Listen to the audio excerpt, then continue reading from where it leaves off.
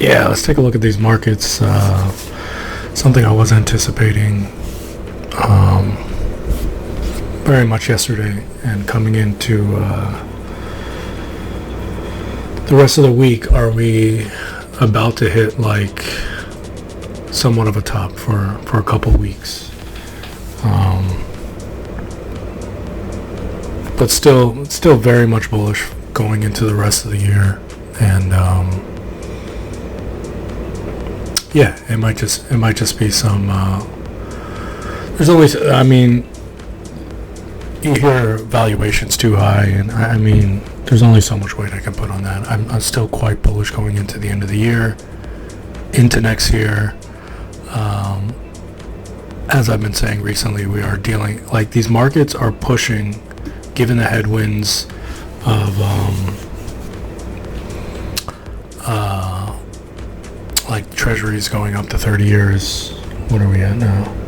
4.5. Like, I mean, we can go back to 5. That's insane. And the DXY tested 100 twice, and is now bouncing off that strongly. What are we at today? 104.1. I think we hit 10. That's a recent high. But yeah, highs of like 105, 106 from May to July. So yeah, I'm just gonna look at quite a few things.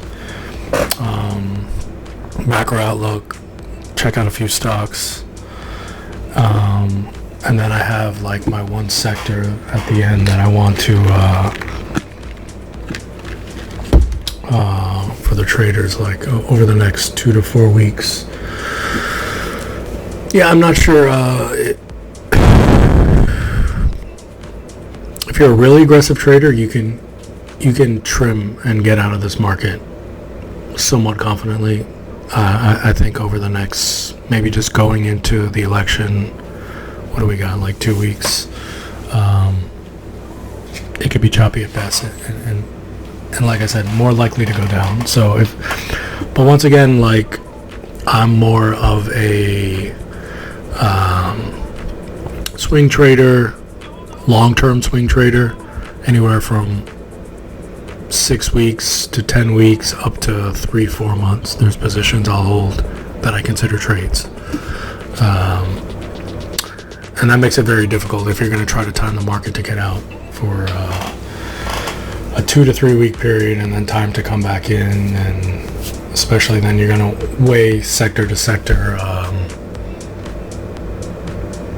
Some may come down more than others. Is it worth it to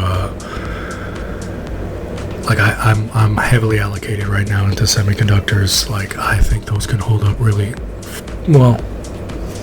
I think they can hold up quite strongly, even if the next 2 to 3 weeks we see downturn.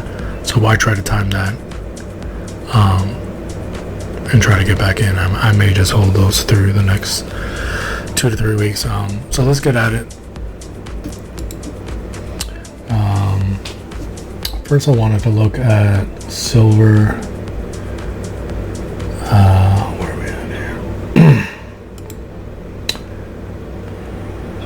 Yeah, silver tends to be can be a risk-on indicator. Not one of the top indicators, but it can be a risk-on indicator. We've seen great strength from that. Let's compare that to gold.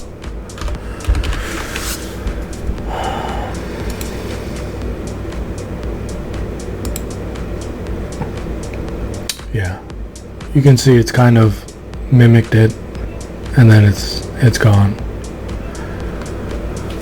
Exploded a little more. Taking a look at the chart,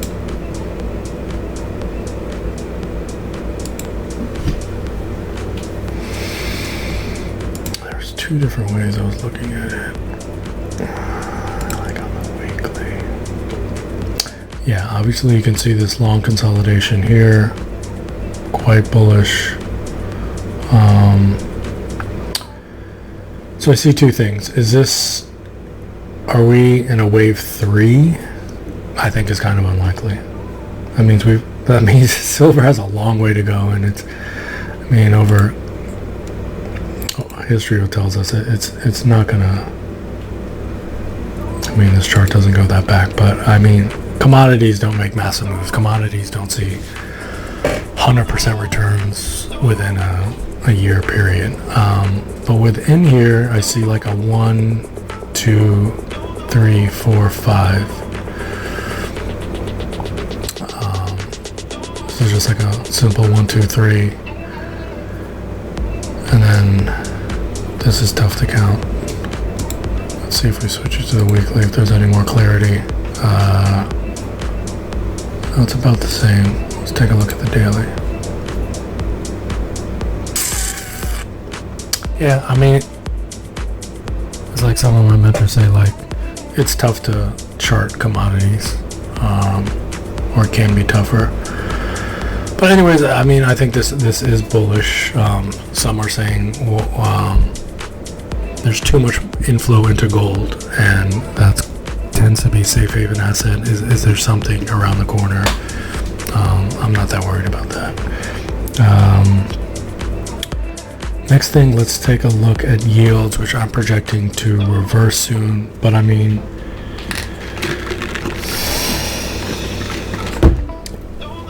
if I am projecting over the next 2 to 3 weeks that we see chop or downturn, then maybe yields continue to go. But it's been ridiculous. Let's take a look at the 30. Look at this. Look at this move. From under 4 to 4.5 in a little over a month, like a 5-week period. I'm on the daily. That's not even around. You've got 1, 2, pretty much only 3 significant down days over a 5-week period. Unbelievable. But we are kind of getting into resistance. I like seeing this. I like seeing these indecision candles here. So that'd be nice if that would reverse. Let's take a look at the DXY. Same shit. Tested 100 twice. A lot of volume here. And then boom, blast off. And as I think we know already, that it's directly to projections of you can look at the CME Fed Watch tool, where we were projected to have more likely another 50 points of cut by the end of the year. And now we're looking at more likely 25, if not 0. And that's why you see this move. Or that's a big reason why you see this move. Besides the fact that this is a pretty good drop here on the dollar. And I'm sure the 30 pretty much the same. So it's kind of just a reactive bounce given all the downward movement, also given the fact that the projections have changed.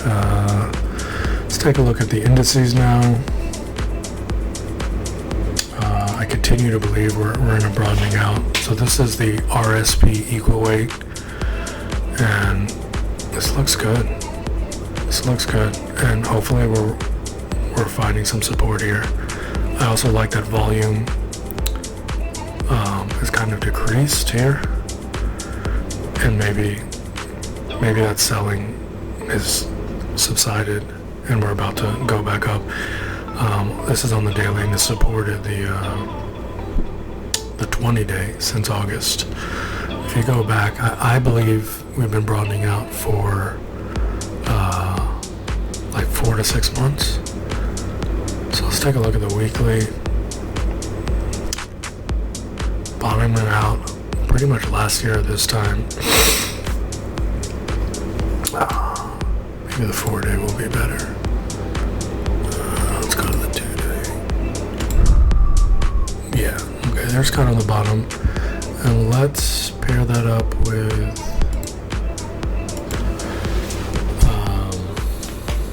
the S&P.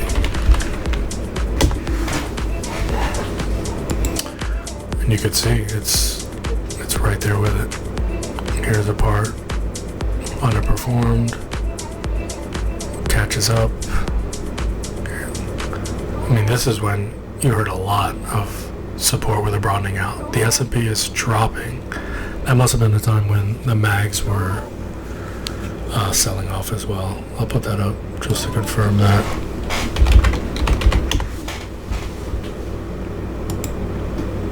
Yeah, the mags are significantly coming off between July and August, and that's putting weight on the S&P. But you see the RSP, you're getting a bid in equal weight. And I believe the RUT, got a lot on here now. I believe the RUT was outperforming as well during this time. Yeah, look at this. So between July, it holds August, the RUT, RSP's up, mags coming down, which puts just weight on the S&P 500.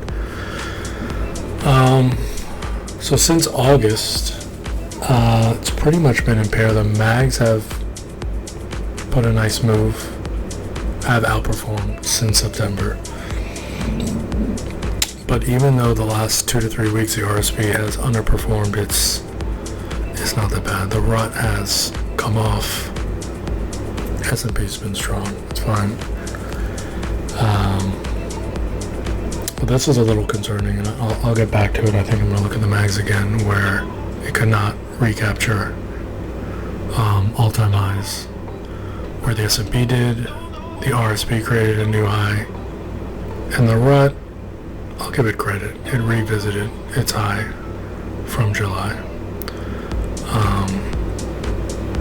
So yeah, this is a bit concerning.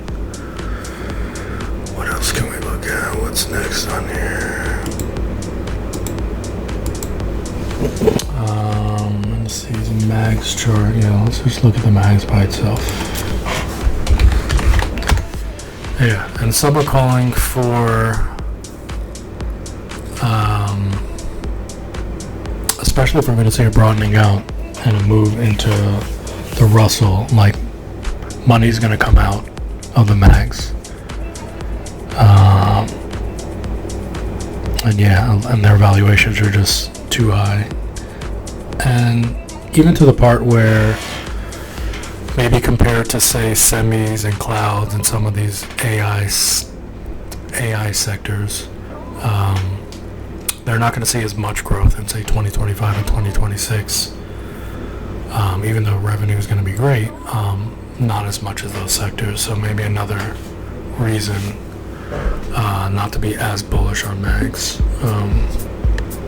That's not necessarily my words. That's maybe part of the rhetoric why there could be a potential rotation out of the Mag 7.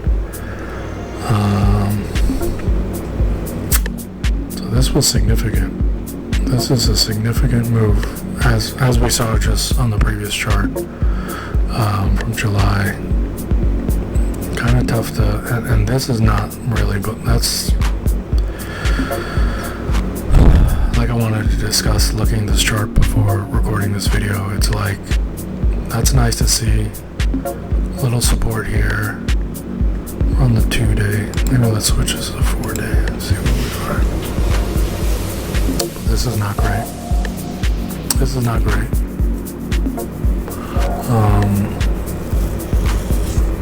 Volume coming down a little on the 4-day. Let's take a look at the weekly.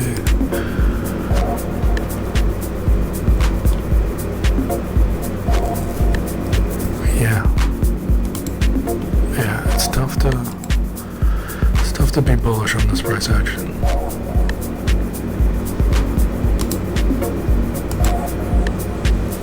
I don't love it. I'm not bearish. I'm not saying it's a definite sell sign, but it's something to pay attention to. These markets could still be unbelievable. It does not depend on this. It is going to limit the upside of the NASDAQ. It is going to, somewhat of the NASDAQ, as well as the S&P. But these markets, there's still so much opportunity, even if this goes sideways or rolls over a little bit. Okay, let's look at a few stocks, and then we'll wrap up with what I believe is a good sector to get into. IONQ, kind of been like a hidden gem, but I mentioned yesterday I was looking for like that definitive sell signal, like it's up 93% over the last month or something. Let's take a bottom here. I won't even go to there. Excuse me. 128%. Wow, because the last 2 days have been insane too. This is even some more confirmation here. I mean, and the price action has been crazy. Look how high this is.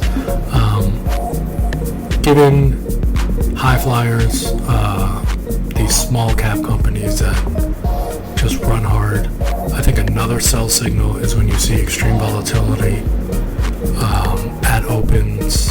That means just there's traders just like making plays on it. There's obviously traders have moved this. I don't think there's really that much institutional money behind this, and they're making like their last plays over the last 2 to 3 days before we see a sell-off. Let's try to take a look at these opening day moves. I'll get down to like the 15. So here you see big buying Friday morning, kind of sells off, slight gain. Here's at the open, a lot of volatility here. A sell-off to open on Monday, some buying. Close is pretty strong. Regains the previous day's high. And taking a look at Tuesday, let's see if I remember. Let's take a look. Yeah, Tuesday was like nuts. Tuesday was like the truth that this shit's over. Opens up down like 7%, goes nuts over the next 15 minutes. I mean, look at this move from 14.6 to 15.8, over a point on a 15. It's like a 10-12% move within 15 minutes, 20 minutes, and really weak. I mean, part of that was the market, but you hate to just single it out one day, but this is the blow off top. This is it. I can almost guarantee that it's not going to see 16 for weeks. Yeah, I've been trimming this position since mid last week, and I think I have enough reason to get out now as a trade. I'm still bullish as an investment. If you're investing in this, you can hold on to it. Let's see where it could revisit.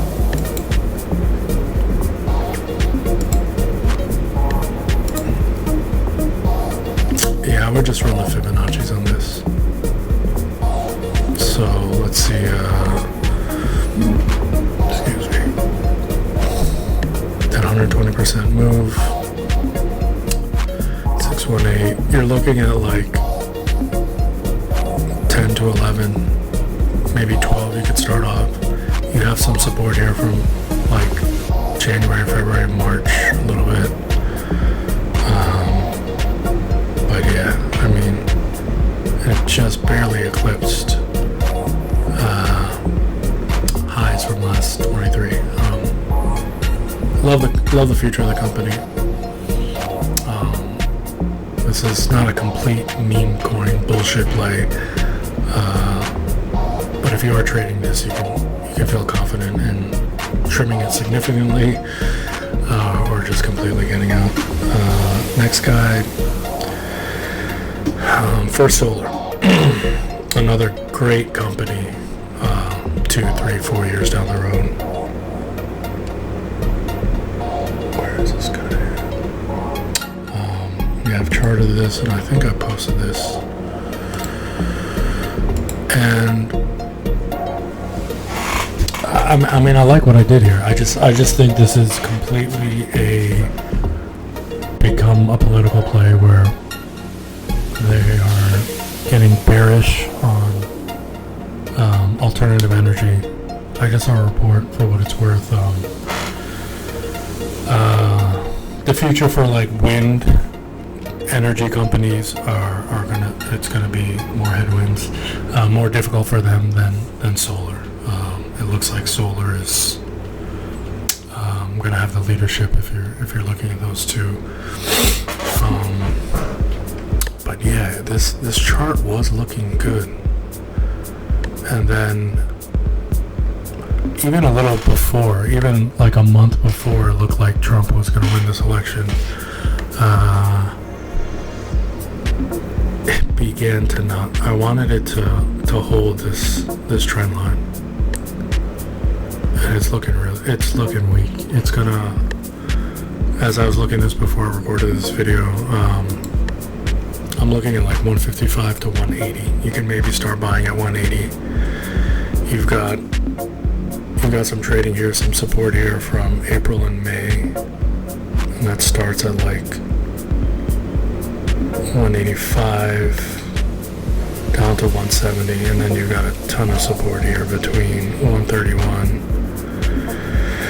and 160. Really tough to chart this. I'm not like what's happened from here, I'll have to get back to you, but it looks quite bearish. I mean, highly volatile. I've been trying to trade this over, like, up my position, trim my position over the last week to 10 days. I'm getting fucking crushed. Man, you get these weak sell-offs. Like this is when it's. I mean, that's kind of a signal right here. Look at this. You got this gap up from September, and then it's like closing that gap. And then it can't hold support. You have this day that kind of throws me off, like, okay, we may be bottomed here.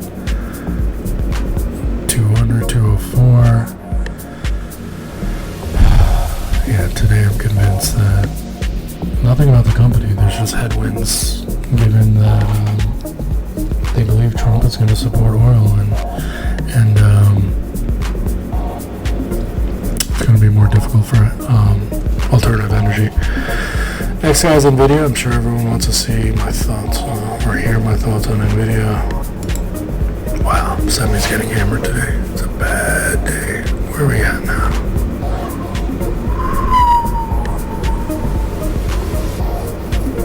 .83%.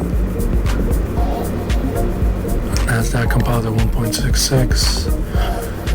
Nasdaq 100 1.8. Wow. It's got to be one of the biggest sell-offs over the last month or so. Yeah.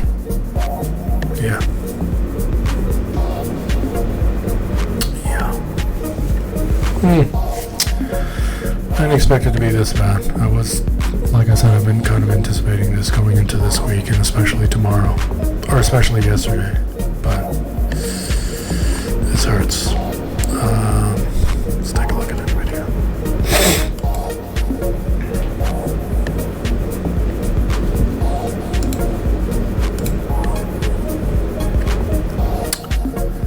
Yeah, it's hard for me to believe that we're going to break out here. And this looks quite bullish. And then just fail and come back down and, like, I don't know. It's not going to, I doubt it's going to find support. It's, like I said, I'm bullish here. Over the next 2 to 3 weeks, not so much. But if we do come down, it wouldn't make any sense, I don't think, to support around here 100. Usually if you're going to fail on a breakout, you're going to get a real sell-off or sharp retracement, and I think you're looking at like the 80 to 90 range, which many anticipated here. A lot of people lost. A lot of people got out of the stock here and never got back in, looking for that 80 or 90 support. But once again, the thought I had back then is you've got these retail traders who can't stand a sell-off, and they're looking for, I don't know if bargain is the right word, but looking for like an obvious price to get back in. And when you have what I'm calling now the greatest stock of all time, and it's going to continue to perform, the great, like, given what it's done from 5 years ago, given what it's done since October of 22, the markets, the institutions, the whale money is not going to allow you to get in on that like optimum price. So if you're charting this and given what you would do with other companies, you kind of just have to raise your entry level 5, 10, 15% than what's standard, because they're not going to allow you to get that great entry. So yeah, I mean, if I had to make a projection here, and the markets are choppy for the next 2 to 3 weeks, I don't know, maybe we support the 20 EMA. Let's take a look at the weekly. 120, maybe 115. You could start setting like a trend line here, maybe.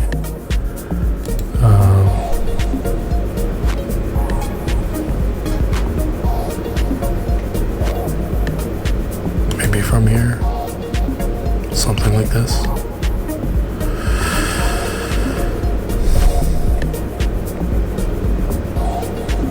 Yeah, I'll leave that up there. But yeah, I still have ridiculous targets on this company. If this market explodes, 160 is easily attainable within the next 3 to 4 months. 180 to 200 if we want to have that blow off top. You can kind of just create like an upwards triangle move here, out there. 180 to 200 over the next by February or March is very attainable.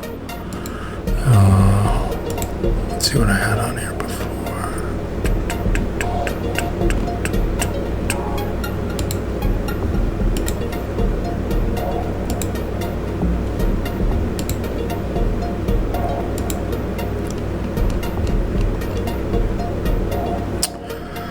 I don't know where these lines were from. Probably 2 years ago, if not further out.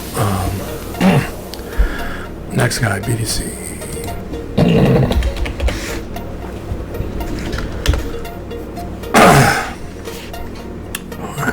Excuse me. Yeah, I don't know if I posted this, but I did share this with some. Yeah. So, as I mentioned like 2 to 3 days ago, I'm a bit upset, but I think the markets are just not allowing everything to go. That given in the past, when you'd have a consolidation or accumulation, whatever you want to call it, over a 6-month period, and you finally break out of that trend line, in the past, we would see ridiculous green candles. We would see 6,000 up days, 8,000 up days, 10,000 up days, even maybe 10. Definitely 8.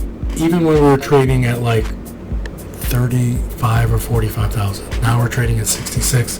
There's no reason we can't see explosive $8,000 days, $10,000 days. Then you know it's motherfucking on. So this is a bit concerning. I'm still really bullish. And at this point, we probably just test this trend line again and bounce off that. Something like that. I could draw that.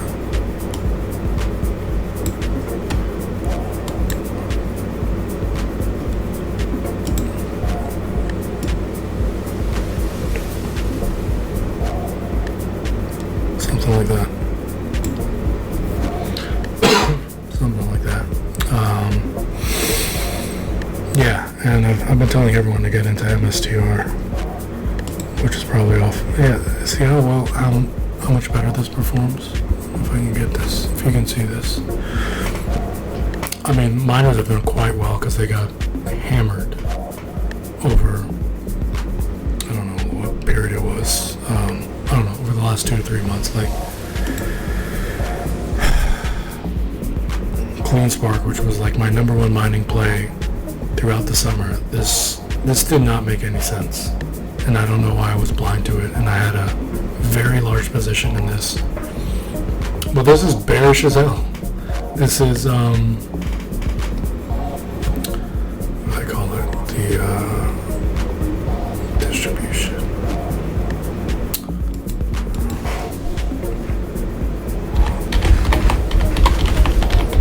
Wyckoff distribution. Pretty evident, or some form of that. And look at this. Look at this fucking sell-off from like 20 to 8. And obviously it's gonna bounce off this. And there's probably, like I said, I'm a bit skeptical on earnings from mine. Like, look at this. In a bull market, Clean Spark doesn't hit its numbers.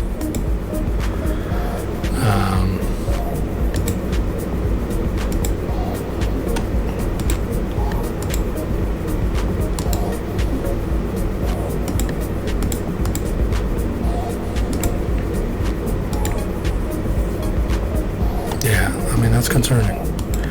So yeah, the miners are high risk, high reward.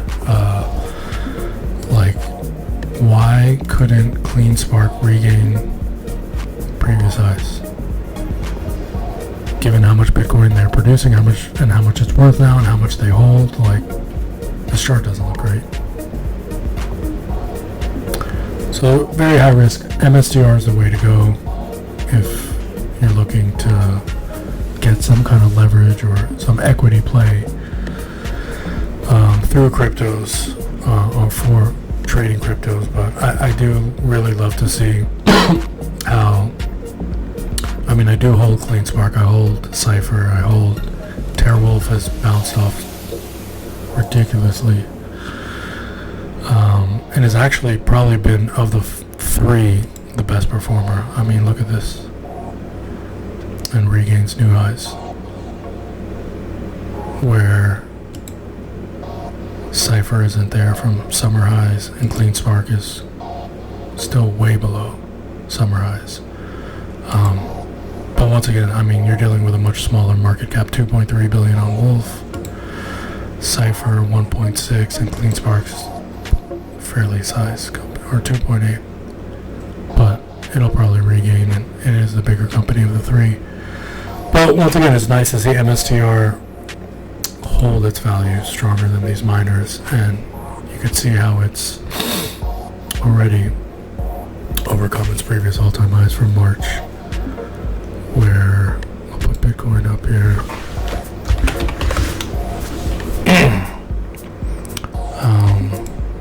It has, as we know.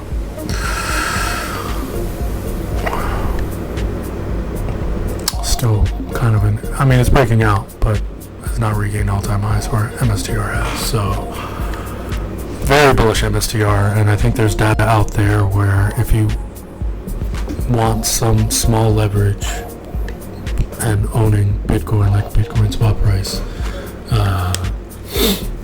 it's like 1.2x. You could see 1.2x returns compared to actual Bitcoin. So I have targets of 280, 300, 320 on MSTR. no problem, and that's with Bitcoin hitting like 115 or 125. All right, let's take a look at workday. I gave this out as a play like, wow, maybe almost 2 months ago. And I mean, I think I like the chart. It's,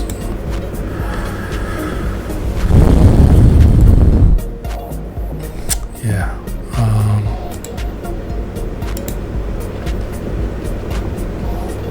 Great move. Earnings I've looked them over, trust me.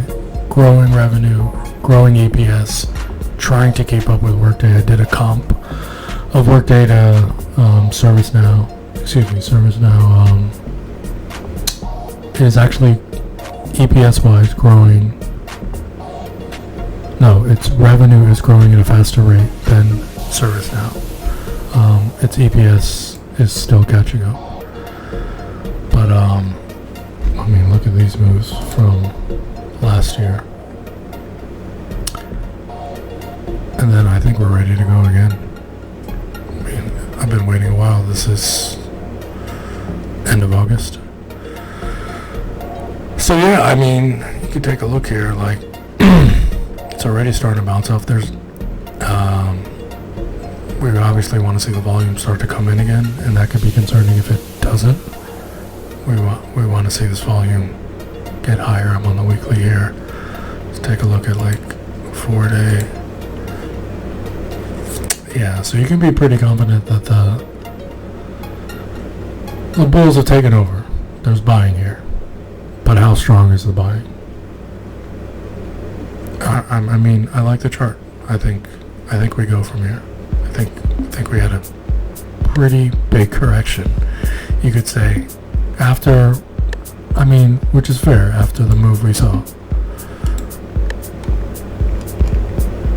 I mean, you get the double bottom here, trading at 135, 140, and you make a move to 300 within a 14-month period. You're gonna get a sell-off, and you're gonna get a retracement, and this looks pretty natural. And I don't know, I see no reason why we can't at least test all-time highs again, which is a pretty tremendous move from here. So bullish workday for sure. It has taken a while. I've been in this position now for almost 2 months as a trading position. Last thing, yeah, so this is my play for over the next 2 or 3 weeks. I mean, obviously if the markets continue to go down, that's gonna be tough, but they can outperform during this period, and I think coming out of it,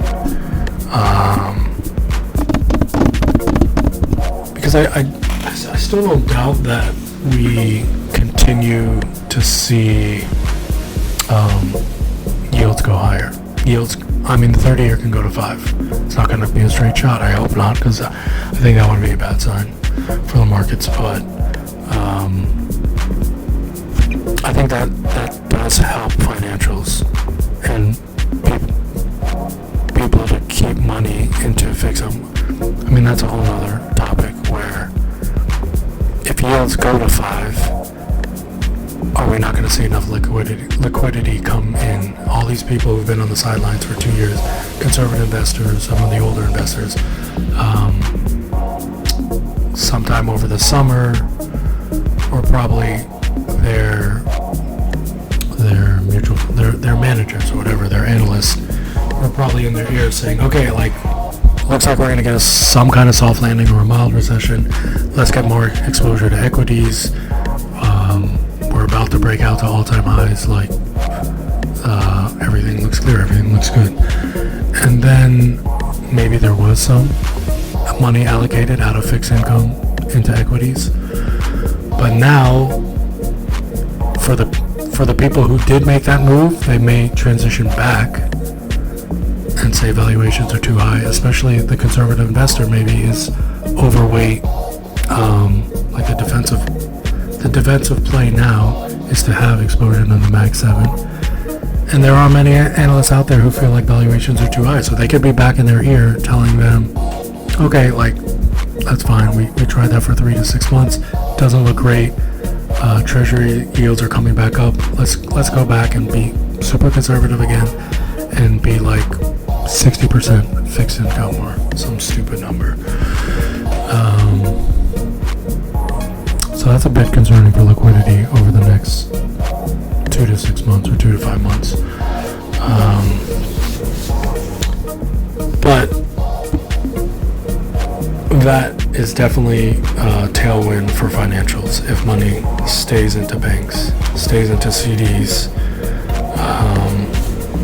So that's part of the reason. Plus, I think the charts look really good. They didn't really participate as much, or some of them just went sideways over the last 3 weeks or 4 weeks, where the S&P has been doing quite well. So let's take a quick look at the financials. I had a list with my favorites.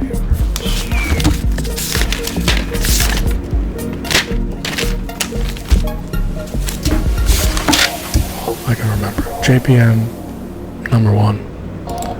Look at this. Let's take a look at the 2-day. Going, and you'll see from other stocks that they've come back and they've revisited like the 20-day, or there's so much strength behind this company that it just goes sideways. As the rest of the sector is selling off, it just goes sideways over the last, what are we at, like 2 weeks now? Let's take a look at the other big boy, Goldman Sachs. Created new highs, which is actually stronger than JP Morgan, which just, you could say, had a double top. But holding up pretty strong. I mean, a move from 540 to 516 is not terrible. And maybe starting to reverse today. Or, yeah, I mean, I think financials are holding up better today comparative to the market. Some of the smaller guys I like. I like American Express here. This looks fine. This looks strong. Holding up. I mean, there's obviously a sell-off, but it's holding this level right here. And a sharp. Look at this volume here, which is probably over. And that's all they can knock down the stock from 285-ish to 270. Love that. Love American Express. Blackstone looks great.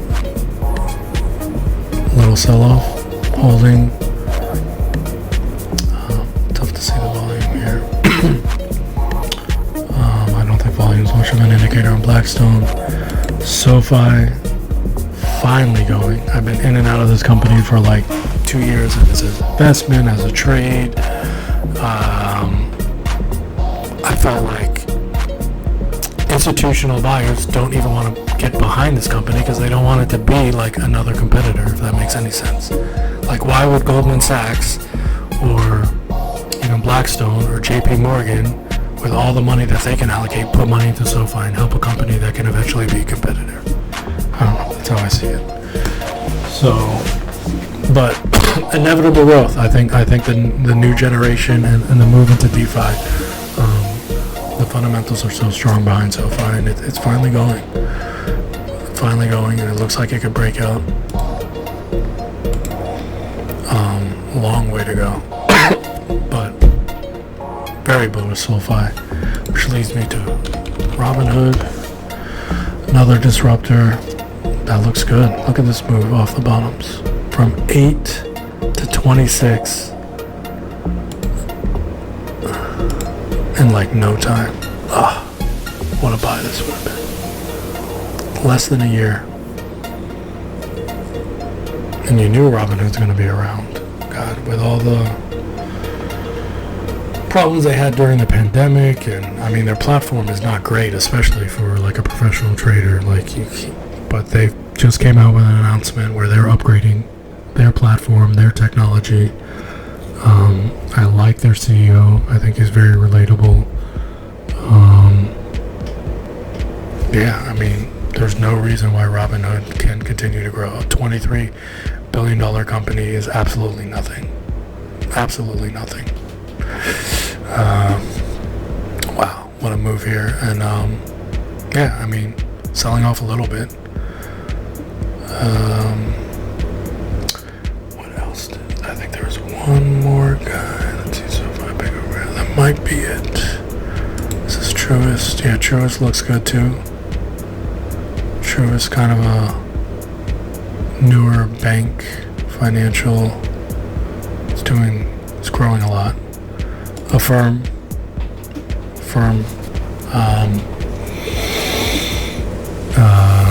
Pretty much just in like buy now, pay later, which, I mean, obviously going to be around. A lot of people are going to depend on that.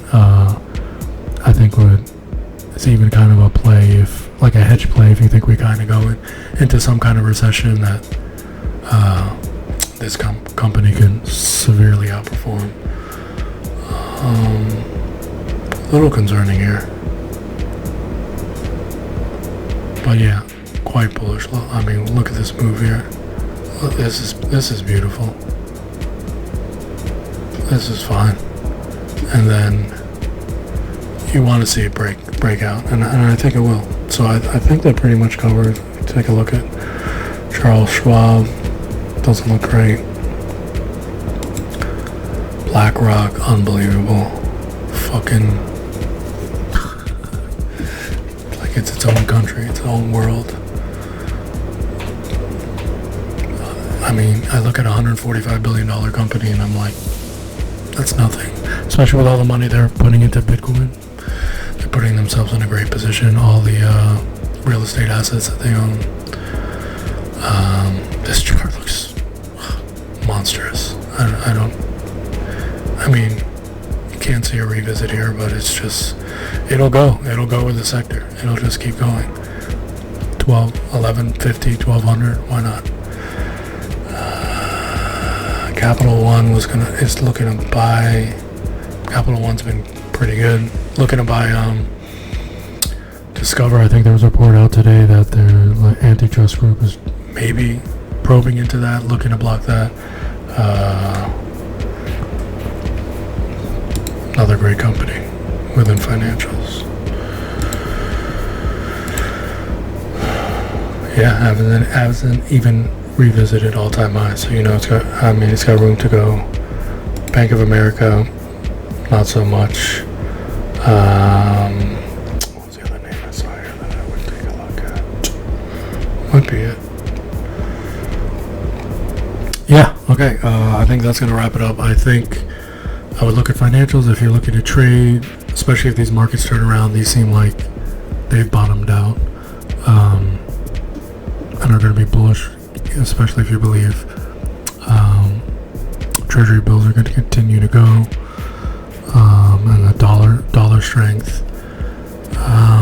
But over the next 2 to 3 weeks, with not that much conviction, some conviction, I do believe we see some choppiness with the uncertainty of the election. And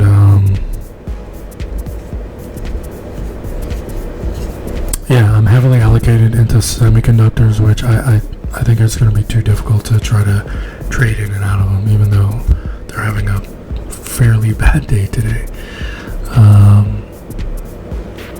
I think it's too risky to try to time that over the next 2 to 3 weeks. Still very bullish clouds. They've done well. They've done well over the last month to 6 weeks. Maybe even outperformed the better names. I'm heavily into CrowdStrike still. Palo Alto. Those two may have outperformed semiconductors. And then we also have to keep an eye on the Mag 7. Tesla reports today. I'm bullish, man. I'm bullish. Let's take a quick look at Tesla. That had a really good quarter 3.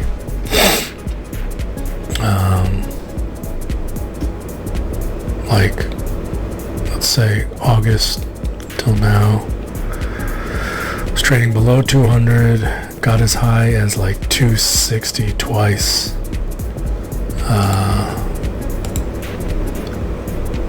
And now it's just holding these EMAs. This is on the 4-day, holding here. I can't try to chart this. I mean, even my mentors are having difficulty trying to chart this. You see volume kind of coming down a bit, which helps. Maybe there's less selling pressure. I kind of don't care what they say. Like the market reads it any way they want. This last Tesla event, which was what, about a week ago, 10 days ago, was unbelievable. Even if you're questioning whether the Optimus robot is fully interactive himself or is being controlled, like, it's very impressive what they're doing. And I think the van was decent. I think the robotaxi is real. I mean, you can say you don't like how it looks. That can change. I think you got the Model 2 around the corner. They release information on the semi-truck, but like, away from Wall Street over the last 5 years, it's not a car company. I tell all my peeps that within 3 to 5 years, the revenue generated through cars will be almost meaningless, given everything else they're in. SpaceX, solar technology, batteries, and the robots, and SpaceX, you could kind of say. So don't call this a car company. It's not a car company. It's a complete technology company. It's revolutionizing into AI, anything that could propel us into the next century, you could say. That's why you stay bullish Tesla over the long term. And I mean, yeah, I don't know. There's going to be haters out there because of change, I guess. I don't know how to word it or what's really behind it. That analysts continue to say, oh, it's, how do you justify 80 PE or 120 PE compared to GM, like stuff of that sort. It's fucking laughable. So like, given today, I don't care what the earnings are. I don't care what they say or how they word it. I think the chart is going to take over, and we're going to see buying. And that's part of the reason I'm into Rivian. I think Rivian is going to be another great company in EV. I don't know how long that takes, 2, 3, maybe 5 years. But over the next 2 to 3 months, can ride the coattails of Tesla strength. It is a little concerning that if Trump does win the election, he's probably not a big proponent of EV or funding EV or any charging stations and stuff of that sort. So that's definitely a headwind. But once again, I just continue to reiterate, Tesla is not a car company. It's so much more than that. So don't judge it as a car company. And yeah, I mean, I ultimately think it's tough to chart this, but I think we go from here. And it was such a, I mean, to look at it way far out.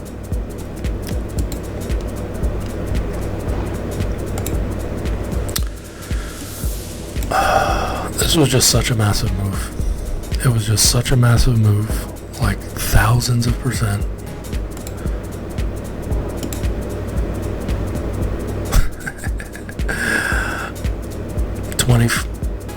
$2,500% in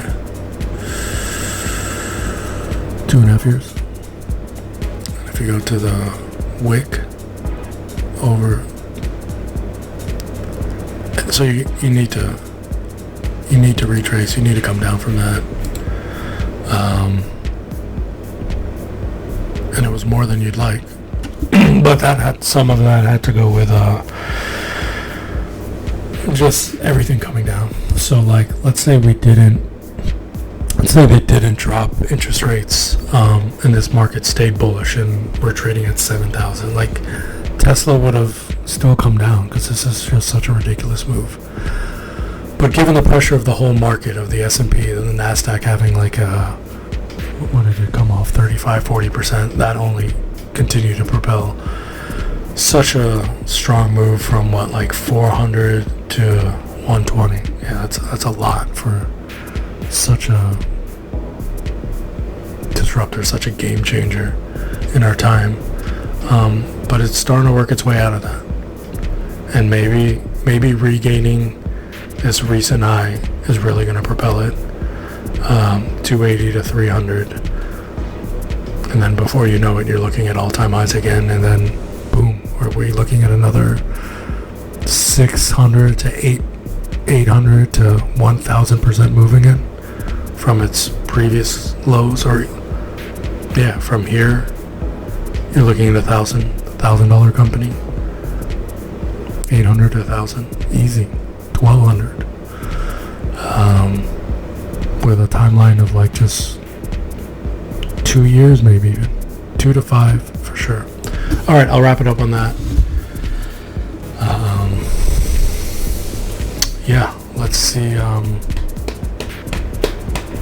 want to say by early next week we're going to have a pretty good indication if these markets have bottomed out and are ready to go again, or we have, so we're looking at like Monday the 28th, Tuesday the 29th, or do we have another like 2 weeks of downturn by then?